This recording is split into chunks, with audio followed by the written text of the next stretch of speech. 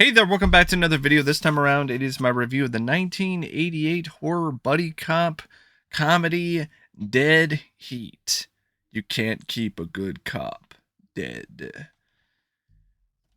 Now, Dead Heat has honestly been one of my favorites when it comes to the horror comedy genre, as well as honestly one of my favorite buddy cop films ever since I first saw it. It's a movie that I first was aware of and checked out as a blind buy based on seeing the trailer on one of the VHS tapes that I got when I was a kid. I think it might have been Chud.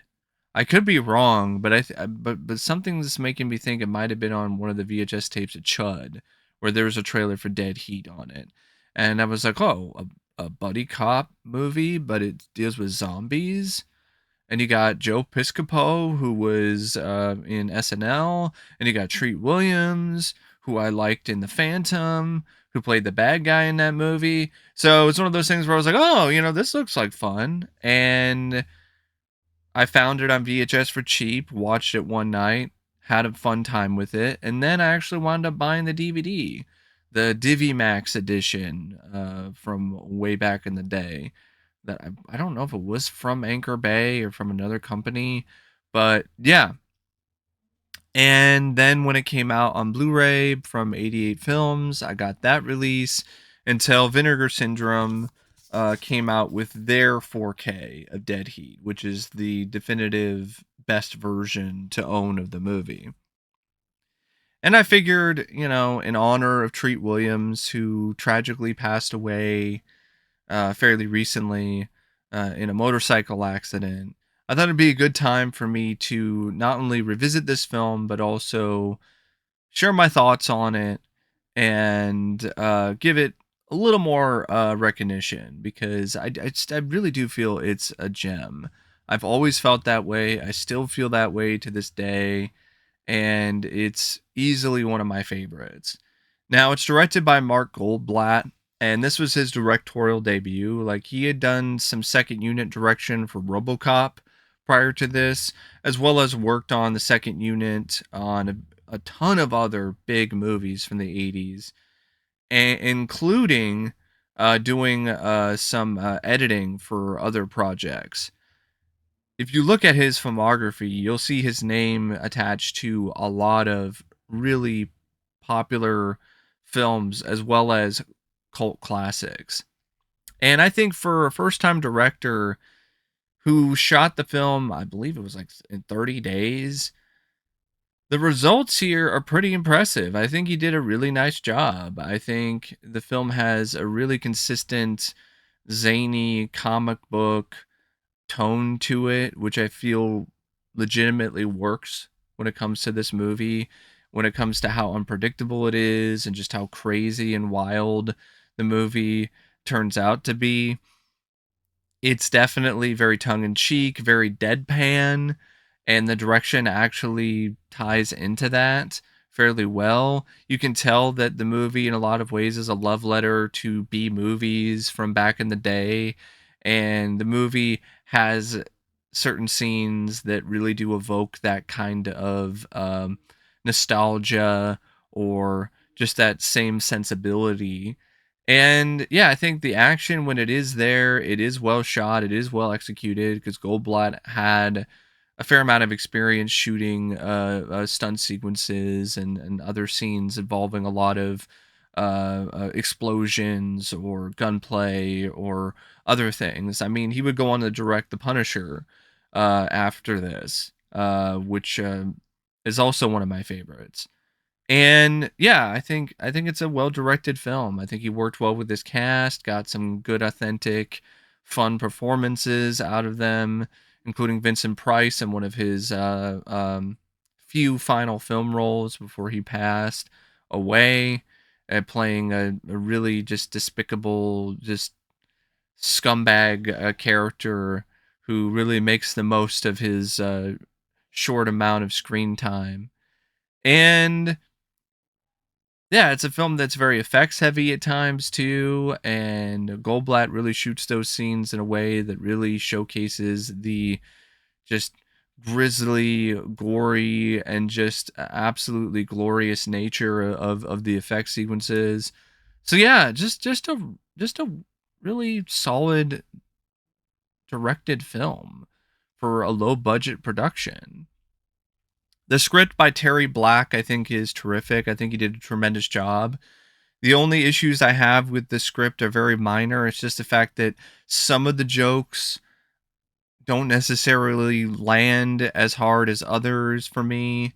There's other ones that are just kind of, let's just say, repetitive at times. They kind of repeat some of the same gags. And then there's the fact that I feel that the climax could have used a little bit more action, especially when it comes to scenes featuring Doug and Roger together. I felt like you didn't really see enough of Roger as a zombie. Well, I mean, you saw plenty of Roger as a zombie, but I meant you didn't see enough of Doug as a zombie. That's what I meant to say before my brain cells decided to zombify themselves. But I get why they did that, but it just made for a rather short sequence where the two are together and then they just blow up the resurrection machine. And I would have liked to have seen the two involved a little bit more together in the film's climax. But other than that, I mean, even some of the more controversial aspects of the script, I actually really like. I legitimately do not mind the twist. Um, yeah, I don't mind the twist at all involving one of the characters in the film. I might be, is it Rebecca? Trying to think. No. No, yeah, it's Randy. It's Randy. So you have this character, Randy James, played by Lindsay Frost, who is an employee of the pharmaceutical company that's behind all of these resurrected zombies that are the reason for these smash and grab robberies. And I like the twist where it's revealed that she was actually resurrected and she was dead at one point, and then she just deteriorates before everybody's eyes, and it's a really tragic and just traumatic and just intense sequence. And I think it actually works. I think it gives the script a little bit more emotional uh, um, damage or impact. And I like the opening of the film. I think it sets things up rather well with the robbery and these robbers that take all these bullets and won't go down. And it's up to the two partners, Roger and Doug, to team up and take them out. And I really like the way that the script introduces these two characters, the two cops, with some fun banter, and you just immediately really learn to like and enjoy being around their company, and you like these characters. And so that makes it when they go to the pharmaceutical company and they start investigating, and they find the resurrection machine, and this big giant motherfucker with like multiple heads is just fighting them, and Roger winds up in an asphyxiation room and dies. It makes it all the more tragic, and because you legitimately like these characters, and the script did a good job making you care about them despite not providing a ton of character depth or let's just say backstory for these characters. Sometimes you don't necessarily need that. All you need is just characters that you enjoy being around, that have good chemistry, have good rapport with one another, have good one-liners, have some just nice moments that they share with one another before something goes awry. And I love how the dynamic doesn't really change once Roger comes back from the dead.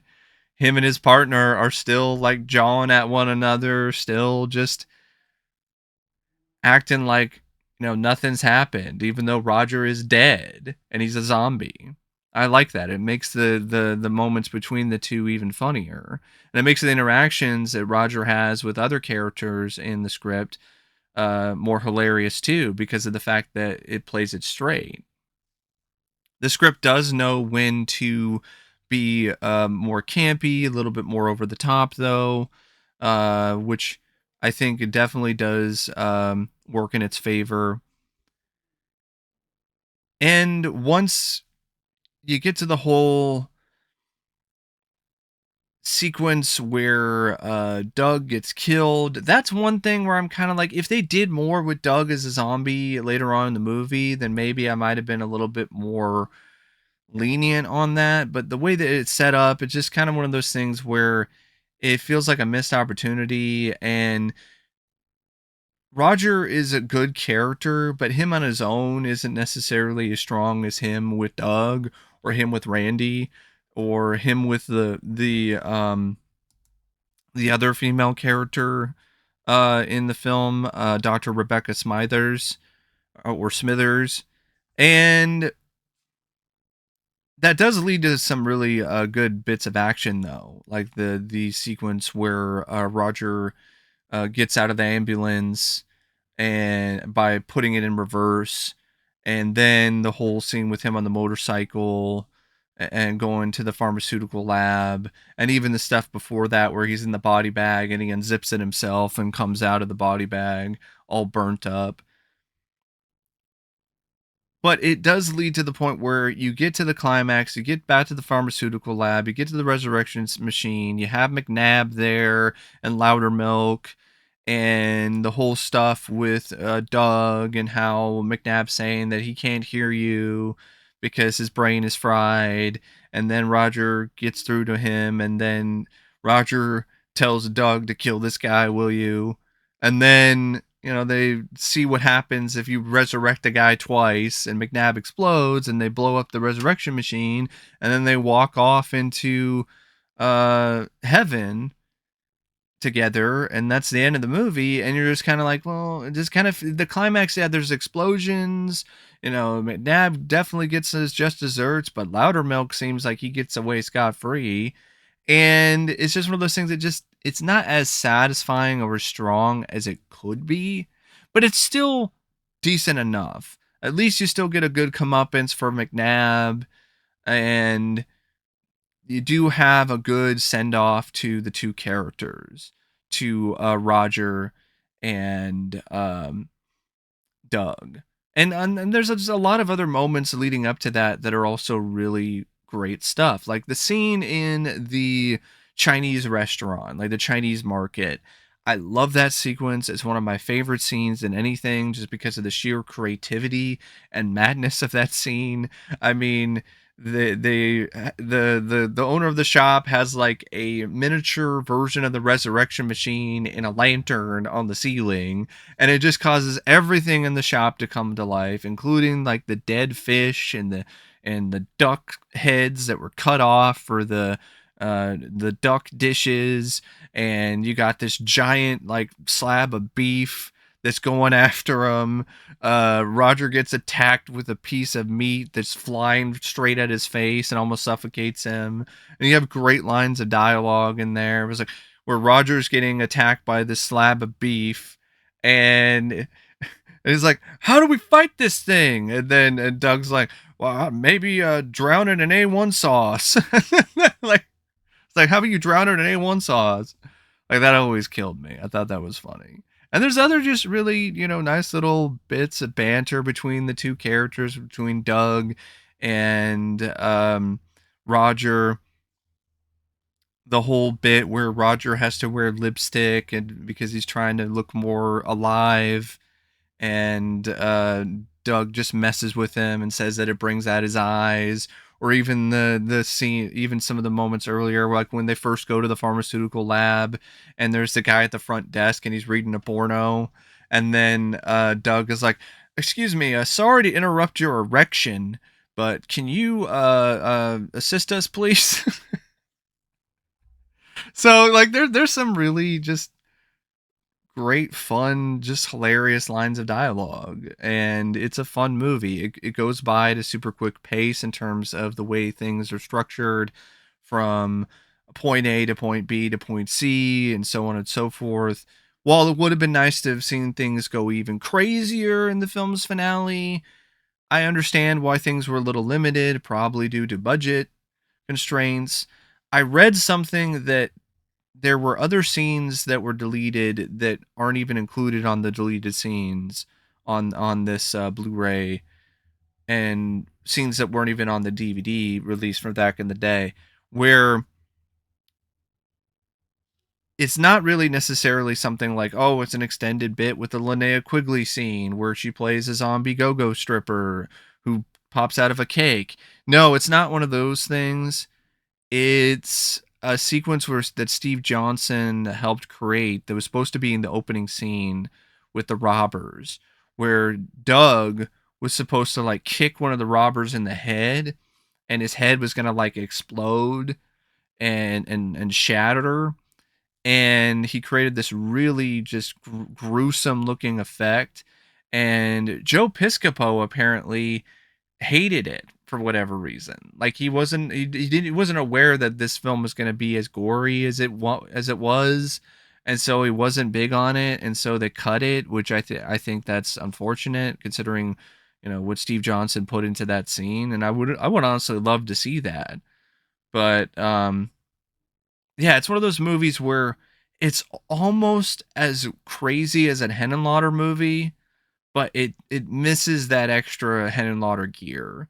And I think like if you had that, like in the film's finale, for instance, something that was on par with the sequence at the market, then maybe you would have like something that is like truly just absolutely amazing when it comes to the genre. But as it is, it's still personally one of my favorites, not just because of nostalgia, but because I really like the two leads. I really like Roger and Doug, and I really like the concept. It was definitely ahead of its time, taking a buddy cop movie and then throwing zombies into it. I mean, they tried to do that with a bunch of other potential projects and films later on to varying results. I mean, they you had R.I.P.D., which was way worse. Doesn't even hold a fucking candle to Dead Heat. And yeah, the script, there are some issues, but for the most part, I think it's a strong script. I think Terry Black did a good job. And I think it has a really good cast. I mean, Treat Williams, the late Treat Williams, as Roger Mortis. I think this is honestly one of his best performances. He has a really perfect deadpan, which just leads to some absolutely just riotous moments, like the scene where the doctor is talking to him, and she's basically ragging him.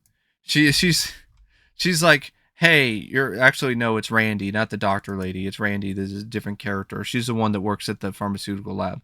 And she's like, hey, you're hurt. And then Roger is like, lady, I'm fucking dead. Like just the way that he said it cracks me up. Even though, yeah, it has a different connotation now because Treat Williams is no longer with us. But it's still a fun moment because of just how good he was at deadpan. Very underrated deadpan actor, and I think he definitely really could have done some really hilarious, great work if he had more opportunities to do comedy. And I think he plays off with his co-star Joe Piscopo very well. And when he's just solo and on his own and he's wearing the burn makeup and he's saying one-liners and he's shooting people, he's pretty effective in that role too. And yeah, I really think it's a good performance from him. Definitely a very challenging role because of just all the different parts to it. Playing the cop, doing the deadpan stuff, doing the buddy cop sort of stuff, but then wearing all the makeup and dealing with all of that. And I think he handled that very well. And Joe Piscopo, I mean, for a guy who is known for being on SNL for the most part, and I think he was in another movie. Was it Wise Guys? I would say this is easily my favorite performance from him. Uh, he's able to riff here and be more of himself, despite the fact that he's absolutely jacked to the gills in this. Because for some reason, Joe Piscopo, after he left SNL, he decided he wanted to give Body by Jake a run for his money. But yeah, he's ripped, but and he's a muscle head, but he's got a certain charm and charisma to him that is definitely uniquely his own. Honestly, what Joe Piscopo provides me in terms of vibes is Donkey Kong. I don't know. Some people think, "Oh, what Donkey Kong?" No, it's kind of like a Donkey Kong energy. That kind of playful, but stern, kind of badass sort of energy. That's kind of what I get from Joe Piscopo. Is I get like Donkey Kong energy, like Donkey Kong Country kind of thing. And I think he works well with Treat Williams, like I said, and I will continue to say because it's really definitely one of the film's biggest highlights is the dynamic between the two characters. And Lindsay Frost is good too as Randy James, even though she's not in it a ton. I think she still is a talented enough actress that she leaves an impression, especially when it comes to the scene where she's falling apart. Darren McGavin is a good villain. You hate him. You hate his guts. You want to see him get blown up into bloody pieces by the end of the movie. Vincent Price, a lot of fun as Loudermilk, especially the whole scene where he's talking to all the rich people and he's trying to sell them on the resurrection machine. And he's just such a just despicable piece of shit. He's like, God wants us to live forever. And even if he doesn't, you could always buy him off. So I do enjoy Vincent Price in this. Honestly, I would have loved to have seen more of Vincent Price's Loudermilk character because I had such a good time with it. Claire Kirkconnell I also liked as Dr. Smithers. She had some nice moments with Treat Williams and Joe Piscopo. Key Luke, he's in this as Mr. Thule. He's one of the villains. Um, he's the one that gets shot in the film's climax. He's the one that owned the Asian market where all the food came to life. Robert Picardo is also in it as Roger and Doug's lieutenant, but he's barely in the film for any amount of time. Like he's in it for like I think one scene in the beginning. You also have Professor Toru Tanaka, who you might recognize if you're an action film fan. He plays the Butcher. Shane Black also has a cameo as a patrolman. So yeah, definitely a good cast. And I thought it was well shot in terms of the cinematography by Robert Yeoman, especially when it comes to the sequences that are showcasing the city or the pharmaceutical company or the lab itself. Um, and I felt that it had some good editing by Harvey Rosenstock, especially when it comes to the action sequences. And I love the score. I think Ernest Truce did a really great job, really just stellar job with the score. Fit the vibe and the tone of the film perfectly. It's catchy and it just is a nice score. It's a really good compliment to the film. And I also love the song Running in a Dead Heat, which is a song that was used for the film soundtrack. I forgot exactly who. I wanna look it up real quick just to give the credit where credit is due for the guy who sang that song. Um, if it'll even show, yeah, it's also just known as Dead Heat. It's performed by Phil Settle. Yeah, I really like that song, and it plays at the end credits. So yeah, I really don't know what else to say about Dead Heat except if you enjoy zombie movies, if you enjoy 80s buddy cop films like Tango and Cash and stuff like that, then this is definitely a must see if you haven't seen it yet. It's a blast. It's a really fun movie. it's not that long either. It's only like 80 something minutes, so it's not like it's a film that overstays its welcome, drags its feet, shambles around too much. Yeah, it's a well-paced movie. It's fun, it's entertaining. You got two good central performances by the two leads who have great chemistry. You got some really incredible, just awesome, amazing practical makeup effects by Steve Johnson and company. And yeah, it's definitely what I would consider a cult classic. I understand wholeheartedly why this film has gotten more of a cult following over the years, because I think it absolutely deserves it and then some. And because of the fact that it's a relatively unique film, especially for the time, and it just has all those different earmarks that you look for out of a cult classic sort of film.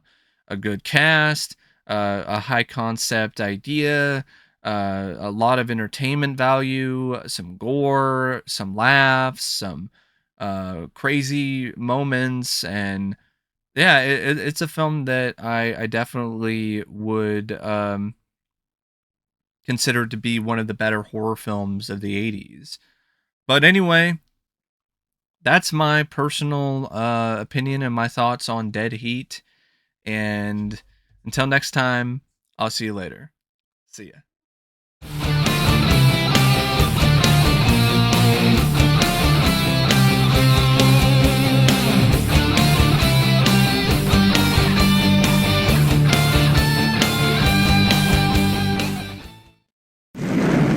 Just an ordinary drive on just another day, cruising down that road, nothing standing in your way.